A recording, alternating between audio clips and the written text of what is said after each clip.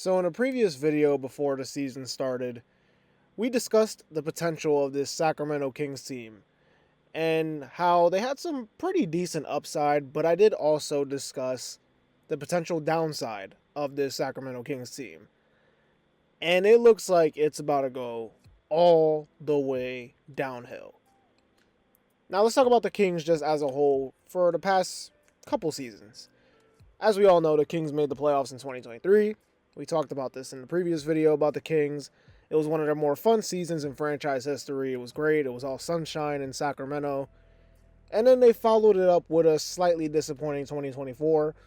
They knew upgrades were needed, and they kind of made some moves along the way, such as they locked in Sabonis after the 2023 season, which was deserved. They gave the now former head coach, Mike Brown, an extension this past summer, and they made their all-in move / upgrade, trading for DeMar DeRozan. But nothing has gone right for this Kings team, and time is officially ticking for them to figure it out because it's getting really, really bad. The Sacramento Kings right now this season are currently 12th in the Western Conference at 13-18, and as we all know in the Western Conference, you can't really lose that much in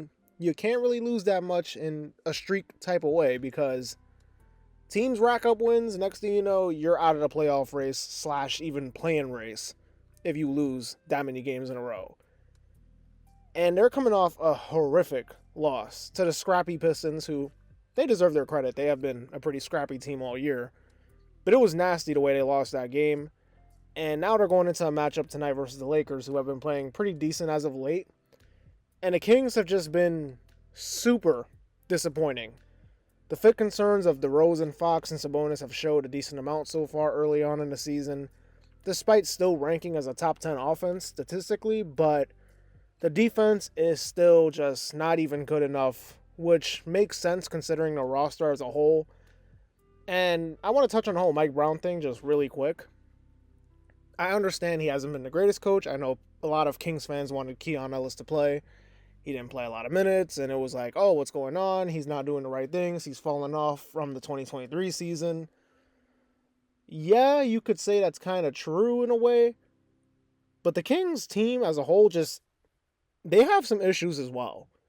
This Kings team has players from that 2023 team. Like, there's still a decent amount of those guys on the roster, and they just have lost a lot of their magic from that season. Guys like Kevin Huerter and Keegan Murray, the shooting from this team is just not even close to what it was that season. It's taken a huge drop. It was like part of their identity. And now it's something where like Sabonis is one of their higher percentage three-point shooters. Yes, it's on low volume, but it's crazy to see that. Like, this team has fallen off a lot shooting the basketball. They were never a good defensive group, especially with that roster construction. Now, if you want to blame that on Mike Brown, that's you. If you want to blame that on the front office, that's you. I'm not a Kings fan, so I don't know the full story, but roster construction is not good enough for this team to be saying that Mike Brown was the full problem. So I just want to touch on that because, yeah, I didn't really think it was all his fault, but I understand why they fired him. Now let's talk about the big topic, which is, should the Sacramento Kings blow it all up? And you know what? I think they should. I think they actually should, at least at the bare minimum, start to consider it, like heavily. Because I think it's inevitable that Fox is going to get moved at some point this season, unless they start to play extremely well. But even if they do, like, think about this. If they rattle off, let's just say, 7-8 straight wins on some miracle stuff right now with the way they're playing, but you rattle off that amount of wins, okay? Like, the team still isn't a contender at all. And that was kind of my thing that I mentioned in the previous video when I talked about the Kings, I think a couple months ago, was the ceiling of this team just isn't high enough for me, but I understand Sacramento had sucked for a while, so you don't just want to go back to being a poverty team and the fan base is just completely out of it. It's horrible, and next thing you know, you're a dumpster fire organization again. But right now, they're a dumpster fire organization with the way they're playing, the way the front office is acting. Everything's a mess. And it's even worse in this situation because there's actually some sort of quote-unquote expectations for this team to be at the bare minimum a play-in team. And right now they're not even that. So it's like you have to at least consider moving off this core and just blowing it all up because the team isn't good enough to win it. It's just not. They might just have to bite the bullet, go back to being at the bottom of the league. It's unfortunate for the fan base, but it might be for the better with the right decisions being made. I mean, they have no other moves that could really change this team. DeRozan was like their all-in move. The only moves they could make now are like on the margins. And those kind of moves, I don't think are enough for this team to actually do something. So the Kings are pretty much stuck. They're stuck unless they blow it all up, in my opinion. Now, if you're a Kings fan and you feel different, feel free to voice your opinion. It's fine. But I've kind of been under this assumption or kind of been having this understanding for a little while now. Even after they made the playoffs, I wasn't really sold on them being a contender. So I was like, all right, what's next? Like, it's not, I don't really see where's the championship route for this team. So I think, me personally, trading Fox is where it all starts. You trade Fox now, he's probably at, I'd say, close to his peak value, and it's the best option for them right now. I don't believe in a retool. I don't think you could trade Fox and retool and still compete. Yes, you have DeRozan and Sabonis, but let's be real.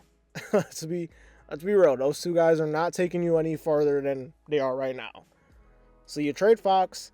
I think you try to trade him to a team that has like a surplus of young talent or young assets or draft picks or whatever, such as Houston Rockets. Wink, wink. I know the Houston Rockets are in the Western Conference, but right now they're at the top of the West. They could use a go-to scorer, especially a guard, and he'd be a perfect fit. I know, like I said, it's a Western Conference team. You wouldn't want to trade somebody of that caliber to a team in your conference, but it might be the right move for the future unless you could trade him to an Eastern Conference team that has the assets to do so. But yeah, that's where I think it starts. I think you have to at least look to move Fox to a team that has a good amount of draft picks or some young talent that you could see as valuable and just build from there. Because right now, that's the only way you could give this fan base just the slightest bit of hope for the future. Because right now, even if they rattle off some wins, I'm not sure it's even worth trying with this core in the long run. Anyways, that's going to do it. Don't forget to like, comment, and subscribe. Don't forget to check out my previous video on the Dallas Mavericks and their major success so far this season. This has been a checkup, and I'll see y'all in the next video. Peace.